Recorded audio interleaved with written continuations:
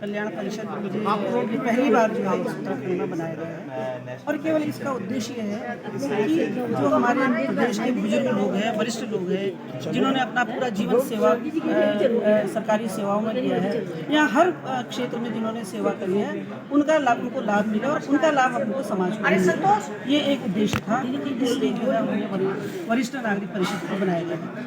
और दूसरा मेरा उद्देश्य ये था कि एक बार जो है मैं इस नैनीताल में अपने वरिष्ठों की बैठक करूं और उनकी समस्याओं को जानूं, समझूं और जितना हमसे हो पाएगा उसका निस्तारण करने की कोशिश करूं। कम से कम एक बार हमें ये तो लगे कि आखिर क्या क्या समस्याएं उनकी हैं, इसलिए मैंने जो आज ही बैठक रखी है, इसलिए बैठक आज आयोजन किया है। कितनी कौन कौन सी प्रमुख समस्याएं आई हैं?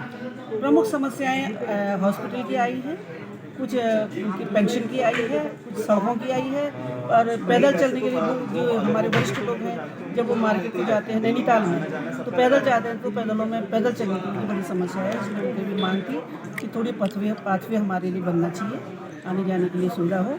और जब वो घूमने जाते हैं या वॉक पर जाते हैं, कहीं पर हमारे बैठने का कोई स्थान हो, ताकि हम कहीं पर एक कमरे में बैठ के थोड़ी 2 घंटे 4 घंटे वहाँ पर बैठ के अपना गपशप मारें या कोई खेल करें। कब तक इन समस्याओं का निराकरण होगा?